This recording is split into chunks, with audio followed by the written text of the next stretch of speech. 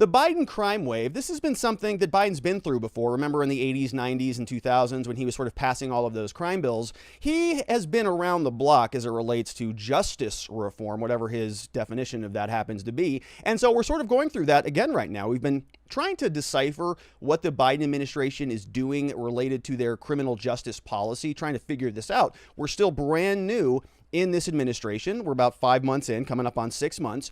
And so we're hearing what their framework looks like. We heard a lot about this last year during the campaign in the aftermath of George Floyd and Breonna Taylor and Rayshard Brooks and Ahmaud Arbery and a lot of those horrendous cases that we talked about. Biden and Kamala Harris had a response to that. And so now that they've actually been elected and they are in positions of power where they actually have to do some governing, we're trying to figure out, did the rhetoric that came out of their mouths during the election, is that going to match what we see in terms of governance?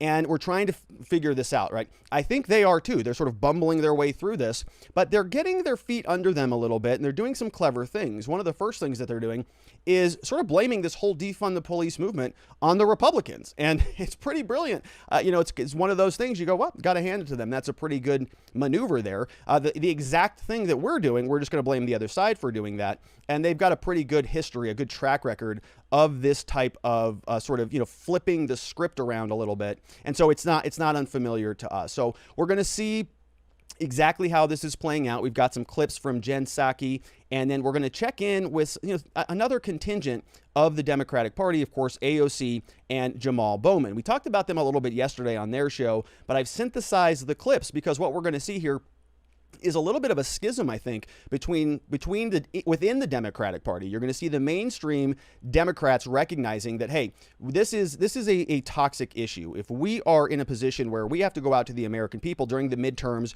or in 2024 and explain that we have this massive, sort of crime wave that's working its way through the country, and we're the people, we're the party, we're the city councils, the governors, the mayors, and all of the elected officials that were sitting screaming from the rooftops, we got to defund the police. The American citizens are not going to be particularly happy with that.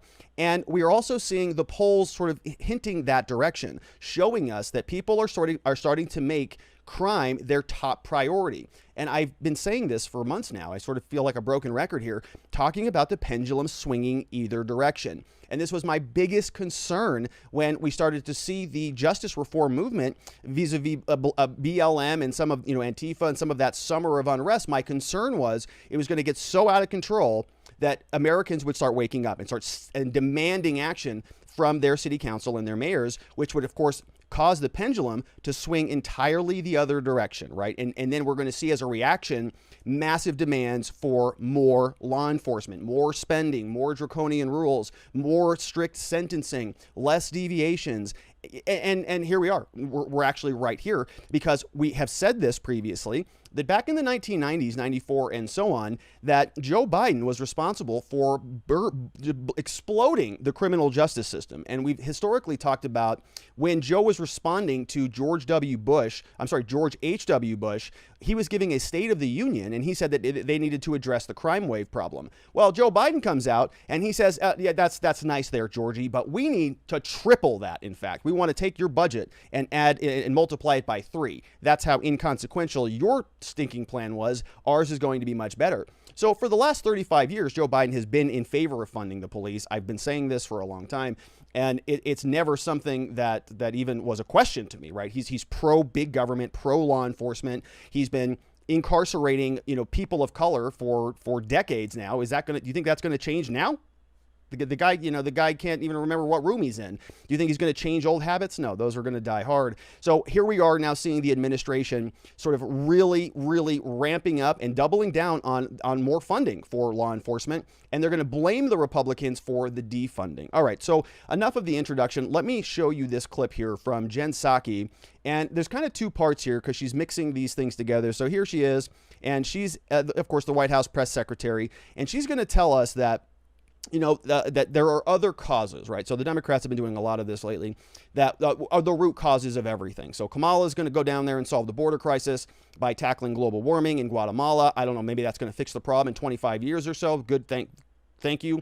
And apparently here now, we're also sort of talking about alternatives to police funding. And we're going to be hearing the word sort of reallocation here in a bit, but here's Jenn Psaki talking about two parts. Number one, saying that, a summer job or something like that might actually preclude people from committing crimes. And then, there actually was a lot of funding for law enforcement until those stinking Republicans didn't support the American Jobs Plan, and that would have funded the police. The Republicans are now not funding the police because they don't support the American Jobs Plan. So if you're going to come ask the Biden administration about the crime wave, hey, it's not our fault. That's the Republicans' fault. They're not funding the Americans Jobs Plan, and that's going to result in high crime. So now here is Jenn Psaki, and let's take a listen to her as she gets asked a question here by the White House press corps. The thought there basically that some criminal who has been committing crimes with limited interruption or interference from police for the last couple of weeks or months is going to stop this easy life of crime if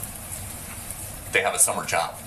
Well, I think the president believes that we shouldn't allow access to guns to those criminals who are currently illegally buying them from some dealers across the country. And part of his announcement is taking steps to do exactly that. But part of his announcement is also ensuring there's specific guidance to communities across the country to ensure that they have funding to get more community police around the country. Something that was supported by the American Jobs Plan that was voted into law by Democrats just a couple of months ago. Some might say that the other party was for defunding the police. I'll let others say that, but that's a piece. Go ahead. Hey, that's a Trump move, okay? You can't take that move, Jen. That's a Trump move. Trump came out and says, well, a lot of people say that I did that thing. And you say, well, who said that? He goes, I don't know. A lot of people said that. A lot of people said that I'm a handsome man.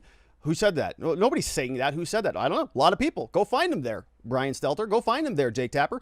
A lot of people say that the economy is the best it's ever been in the history of the world. Well, who said that? Did anybody said that? Well, somebody said it. And so you just kind of go that route. And so here's Jenn Psaki now saying, well, somebody said that the Republicans might defund the police, but I'm going to let them take that narrative. No, it's your narrative. You're the White House. We all know that you're setting the tone here, and you're sort of communicating out to the rest of the media, along with Chris Wallace. Chris Wallace on this past Sunday was also doing the same thing. Hey there, Congressman. Isn't it you that actually defunded the police? So they're all just sort of, circling the wagons. They're recognizing that Americans are seeing numbers like this that are sort of causing them some concern. Right here, we see that these are incredible stats. Tom Elliott posted this. So over on Fox Business, we have a couple new numbers. In Portland, homicides are up 800%, up from 2020. Minneapolis up 56%. Of course, that's in the aftermath of George Floyd. That city has just been ransacked for the last year. Portland, they were throwing Molotov cocktails at courthouses and stuff. That's been going on for a year also. Just total incompetent governance. We have Philadelphia, same thing, 40% murders there. DC, of course, where our elected officials are, they can't even secure their own office building, and they've got 35% increase in murders. LA, Los Angeles, we're going to check in with Oakland because Oakland is defunding their police, which is right outside of LA, of course. New York City up 22% in murders, and Chicago 22%. I think there were like 70 shootings, something like that, this weekend. And so, there's kind of a trend there, I would say, like sort of big blue cities that are all talking about defunding the police. Minneapolis, in fact, did defund the police right after George Floyd. I think they sort of took away $8 million, then gave back another $6 million, and so they defunded and then refunded, and all this crap is going on. But we have all of these different cities, which are all bluish cities, and so they're saying that no, it's in fact the Republicans who are responsible for defunding the police. So we'll see. Let's dig into that. We've got a new Yahoo News poll. I mentioned this yesterday briefly on the show, but I just wanted to point this out because it's still relevant. And we got to recall. So there's been a trend that we're going to go through here. Back in 2020, in the aftermath of George Floyd, defund the police was somewhat popular. In fact, we've got some numbers on that, but it has slowly been trending down because the pendulum that I talk about is swinging the other direction. People are going, actually, you know what? We kind of don't want our Wendy's restaurants to be burned to the ground and our used car dealerships to be, lit on fire night after night. So how about no to that? And we'll go back to the old way of things where we actually have law enforcement and, semi-competent governance. So the trend is changing as the pendulum swings. And now we check in new recent numbers June 26, survey 1,600 people. It says that 55% now describe violent crime as a very big problem, far more than anybody else who checked anything else. So 55% say crime, only 36% say COVID, 39% say race relations, 41% say the economy, and 39% say political correctness. So violent crime is a bigger problem in the eyes of most Americans, according to this poll out of 1,600 people, more than race relations, the economy, political correctness, or the pandemic. So this is a big problem, and not for of course the people who are the victims of the crime, for the people who have to go through the justice system as a result of the environment that's been created by these politicians. But of course, it's really bad for the Democrats. They are not going to be happy with this because this was their cause. This was their movement. In fact, they were saying that this was kind of the beginning of all of the racism stuff, right? BLM sort of emerged largely in response to these killings in interactions with law enforcement. And then it sort of morphed into this thing where now it's all just anti-Trump, essentially, because we've gone through the list of demands. They have 7 of them on their website. Only one of them has anything to do with justice. The others have everything to do with their political rivals. So the whole thing has been commandeered. It's kind of turned into a joke a bit. But I want to show you sort of where it came from. Okay, right now we know that defund the police, everybody's trying to run away from it because everybody is sort of seeing how toxic it is. But back in June 12, 2020, remember George Floyd died late May. So from Washington, D.C., an Ipsos poll back from about a year ago, just over a year ago today, it says, most people oppose the defund the police movement, but there are significant differences. So just 1 in 3, 34% supported the movement. This was back in 2020. To defund the police. Slightly more, 39% wanted to reduce the budget. But who is this? Who are the people that want to defund the police? Because it sounds like now they're making this a Republican issue, not according to this poll. A majority of Democrats, 55%, support the movement. Well, there it is. Just 1 in 10 Republicans, 9% agree. Black Americans are more than twice as likely as white Americans to support, and support is also higher among Americans under age 50. So you got some data down here, right? Most people, 34%, oppose defunding the police, or 34% are in support of it. Everybody else opposes. But it's 55% of the Democrats, right? This was their policy, and it's their cities that are also defunding the police. And so they're going to try to smear the Republicans with this. I'll show you exactly why. It's pretty intelligent, pretty smart stuff, but we'll see if it works. I doubt that it will, because stuff like this is happening. Okay, this is the Oakland City Council diverts $17 million right away from the police budget. So a new budget was approved June 24th. 17.4 is going to go away. City Council voted 7-2 to adopt the plan. It's going to direct the funds to a violence prevention program. So I'll be very curious to see what those look like. Now, and look, I've said this before, right? I'm open to other interesting solutions in this space. I don't believe that I have all of the answers or the solutions, nor do I believe the government does. I've been reading some very interesting things about more sort of 12-step based programs where you have mentorship and sponsors and all sorts of stuff. Open to those programs, and if we want to divert a little bit of money away from that, I would be in favor of experimenting with that, right? Because I think that there are opportunities for that. Young kids who are involved in nonviolent drug offenses, for example, or shoplifting, or some things that are just sort of marginal offenses for young people on first offenses. I think we should make sure that they are focused on we focus on rehabilitation with them, not retribution, not punishment. So I'm open to those things. We'll see. But the question is, where is this going and what's it going to look like? Nobody knows. So all we do know, though, 17 million not going into the police budget anymore. So the funding diversion was approved amid a violent surge in crimes, a surge in violent crimes in the area. Okay, they just passed this, folks. June 27th, it was approved on June 24th, in the middle of a surge in violent crimes. So we'll see. There was a mass shooting there at Lake Merritt a weekend before the vote. City Mayor Libby Schaaf opposed stripping funds from the department. She says, unfortunately, it also cuts 50 police officers. They respond to 911 calls. They enforce traffic safety. It also cuts much needed future academies. Going to significantly reduce police staffing, delay response to Oaklanders in their time of crises. It's going to force our officers to work even more overtime, which are expensive and unsafe for everybody. So we'll see, man. We'll see if this works out for him. I don't think that it will. Doesn't make such a good idea.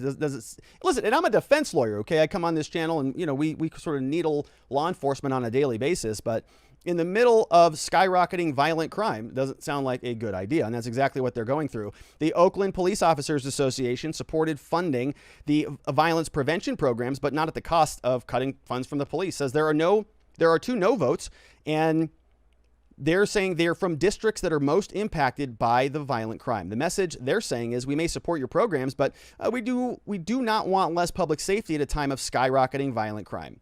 So 17 million means 50 officers are gone. Defund the Police move activists lauded the move. So we have the Anti-Police Terror Project. We have they're saying that this historic budget ensures a comprehensive audit of Oakland PD and a thorough examination of positions that could be civilianized and moved out of OPD, or a combination of the two. 17 million from the police department will go to the Department of Violence Prevention, which is going to hire violence interrupters and community ambassadors with the intent of preventing violence. So we'll see how that works. Violence is one of those things that happens relatively quickly in most situations. So once the violence is already started, it's kind of well underway.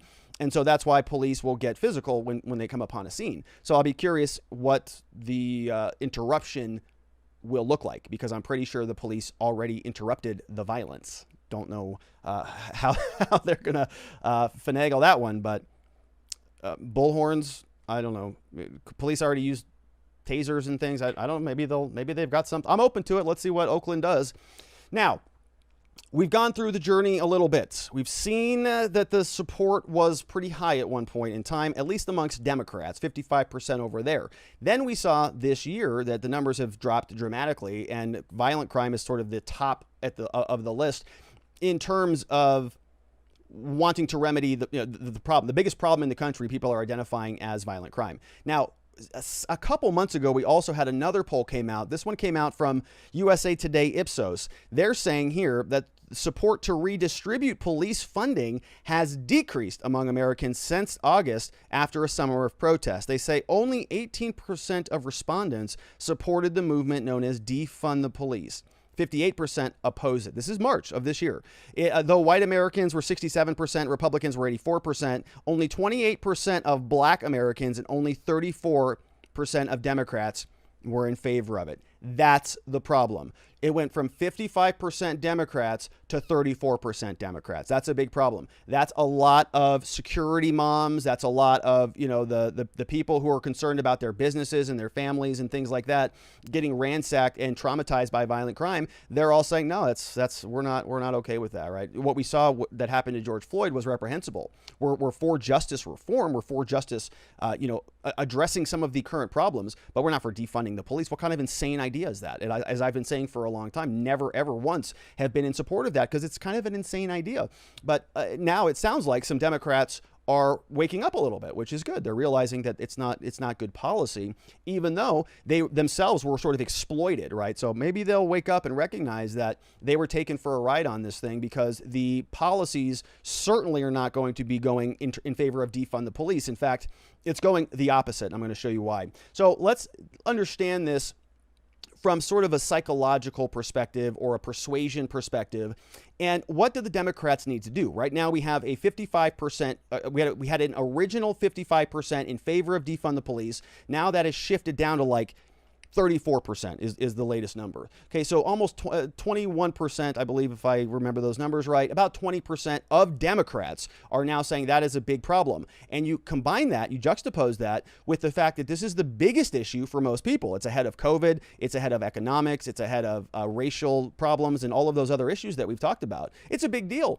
And so the Democrats, they are recognizing that their party, their policy position was sort of on this side of the spectrum. Okay, so if we're talking about law enforcement and funding, well, on the left side over here, we've got defund the police. And the Democrats have really sort of anchored themselves in here, in my opinion, for a long time. Now, to be fair, Joe Biden himself has not been somebody who ever came out and sort of openly was supportive of that. And really Kamala Harris wasn't so much either, but a lot of their language on the campaign was sort of like tacitly approving it, supporting BLM, which was, in my opinion, raising a lot of funds for the Democrats. And there was sort of this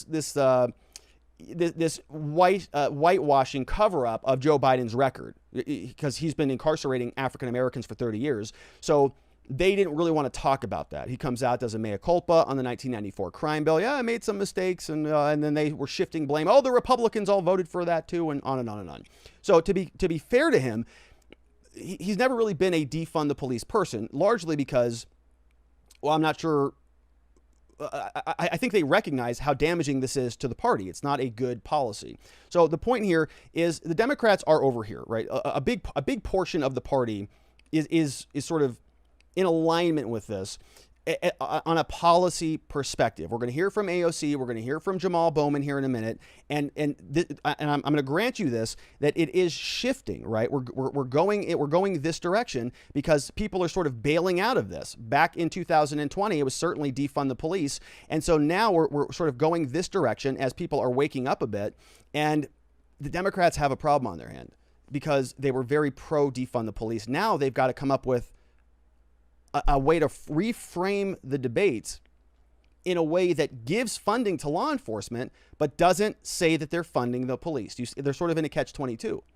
So they can't actually defund the police. They have to continue to say, oh, no, we want justice reform, but not necessarily defund the police. So they're going to come up with some interesting words. They're going to talk about like a reallocation of funds, as we're going to hear from AOC and Jamaal Bowman. And we're going to hear that they're talking about increasing funding for certain things, which is very curious. So see if you recognize any of these concepts over here. So the Democrats are sort of reframing the defund the police. They're going to turn it into essentially fund the police, but they're not going to call it fund the police. They're going to call it something else. They're going to call it reallocation, right? We're going to reallocate. Oh no, we're not going to defund the police at all. We're just going to reallocate a little bit of that money and go and fund the police. Oh no, we're not going to defund the police. Of course not. We're just going to earmark some funds to address gun violence, right? Because gun violence is a problem. And so, you can see what's happening. Essentially, they're going to take big swaths of their constituency and they're going to put them in the fund the police camp. But they're not going to call it the fund the police camp. They're going to call it, it's the reallocation camp.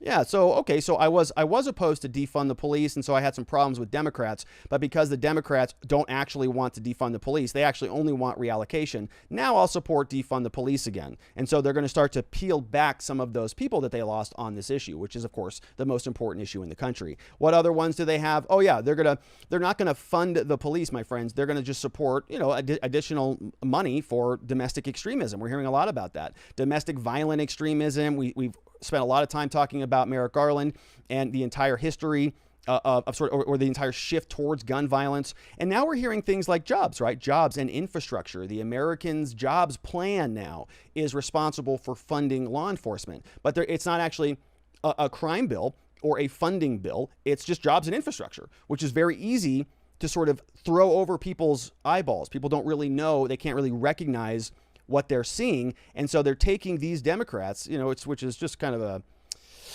we all on this channel, we all know how this works, but these people get taken for a ride. This is sad when politicians do this to people, but there was a lot of people in here who are thinking about, defunding the police or meaningful justice reform, and they're going to just get taken for a ride, and they're going to fall into one of these new buckets: reallocation, gun violence, domestic violence, jobs, or infrastructure. And it's, of course, the Republicans' fault on the back of the American Jobs Plan. So here is one more clip. This was, I think, today or yesterday, of Jenn Psaki. Here she is now. This clip got 1.3 million views over on Twitter. And Jenn Psaki is saying, well, the Republicans, essentially defunded the police by not supporting the American Rescue Plan. They don't want this label at all. They know it's toxic. So even though they've been sort of fostering this, right? They've been raising this animal, this little beast, this little monster that they've been keeping in a closet. They don't want it anymore. So they're just going to give it over to the Republicans, and they're going to try to blame them for that, even though they're the ones responsible for this thing. It's almost like they created a virus in a lab or something, and then they just sort of let it out on the world, and they say, oh, it's not my problem anymore. Here's Jenn Psaki. Something one of the advisors said this weekend, Cedric Richmond, he said, Republicans defunded the police by not supporting the American Rescue Plan. But how is it that is an argument to be made when the president never mentioned needing money for police to stop a crime wave when he was selling the American Rescue Plan? Well, the president did mention that the American Rescue Plan, the state and local funding, something that was supported by the president, a lot of Democrats who supported and voted for the bill, could help ensure local cops were kept on the beat in communities across the country. As you know, didn't receive a single Republican vote. That funding has been used to keep cops on the beat. But at the time, that was sold as these local police departments might have a pandemic-related budget shortfall, not we need to keep cops on the beat because there's a crime wave. I think that any local department would argue that keeping cops on the beat to keep communities safe when they had to, because of budget shortfalls, fire police is something that helped them address crime in their local communities. In the local communities, the White House's argument was the American Rescue Plan is going to be $1,400 checks. It's going to be vaccines, vaccinators. It's going to put us on the path to beating the virus. Not. It did those things as well. It was a pretty good bill and piece of legislation.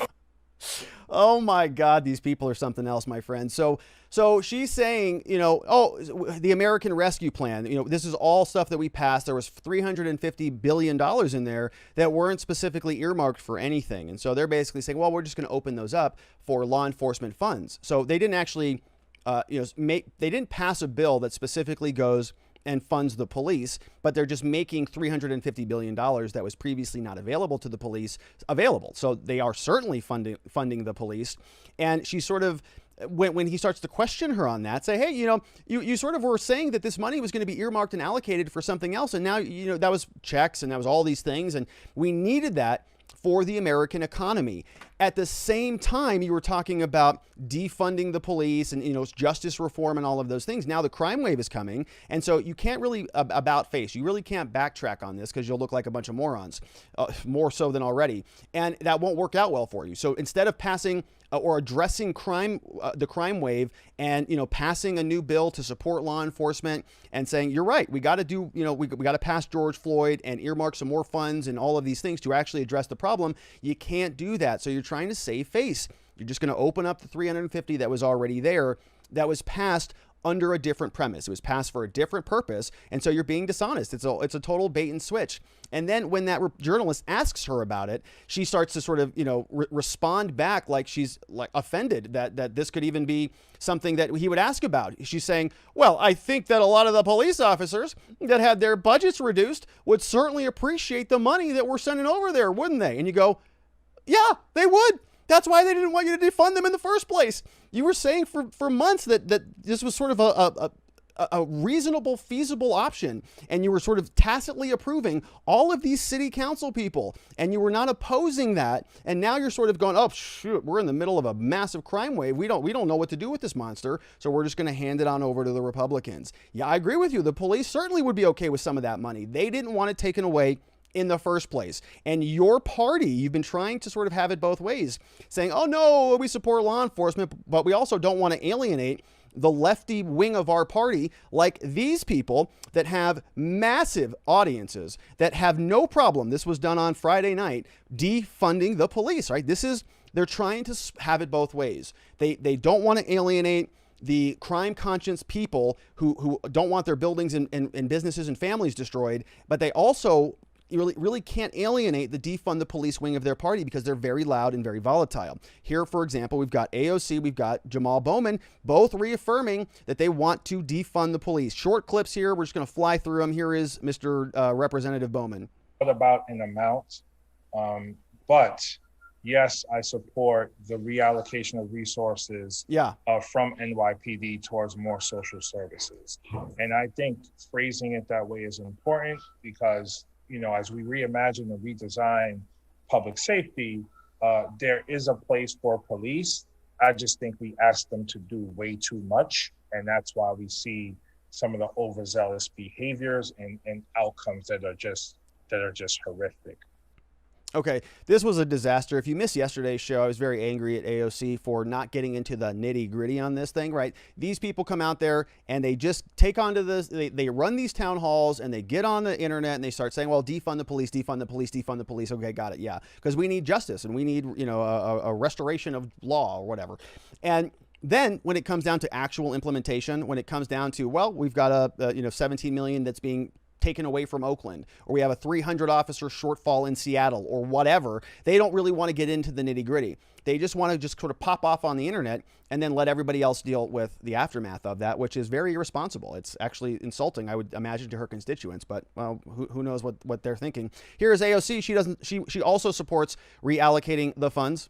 But I agree with Representative Bowman that I do believe that we need to reallocate resources away, and that a big, major causes of this. And by the way, I also think it's important.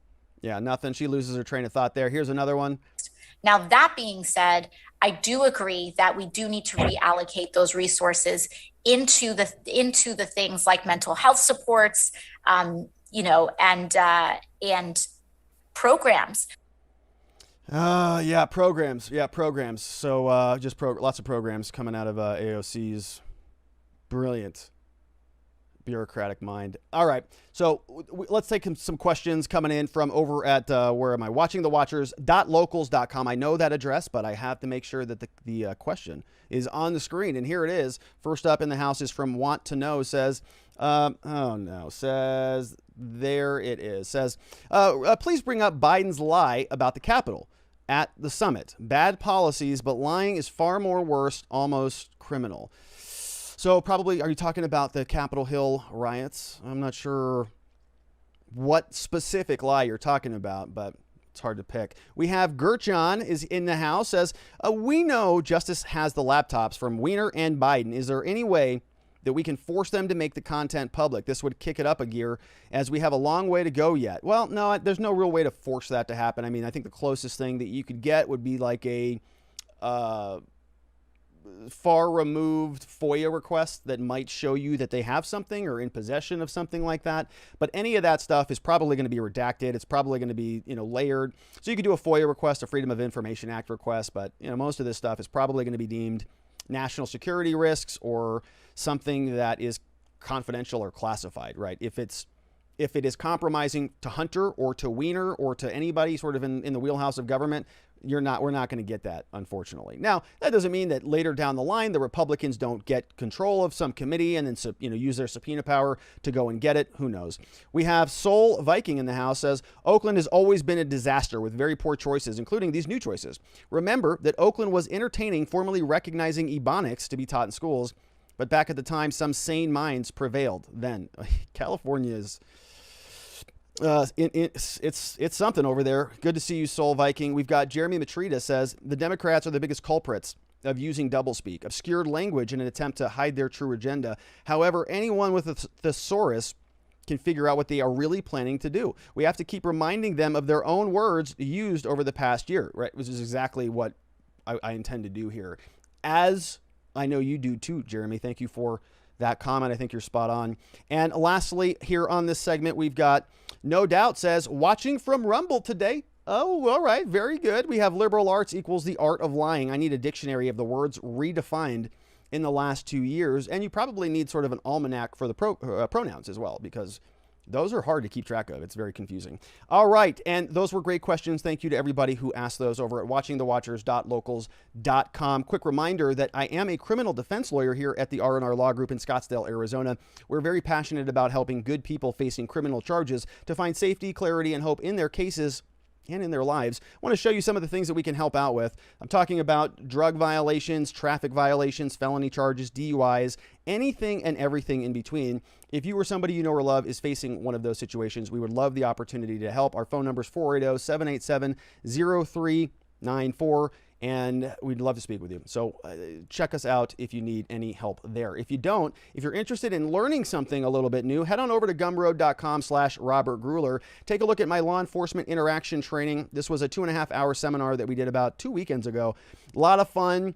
I think there's some pretty valuable information in there. Learn the 1-2-3 rule for dealing with law enforcement. The 1 rule, the 2 questions that law enforcement is allowed to ask you that you have to answer, and the 3 responses that you can use if they don't ask one of the 2 allowable questions. It'll make more sense when you go check the course out at gumroad.com/Robert Gruler.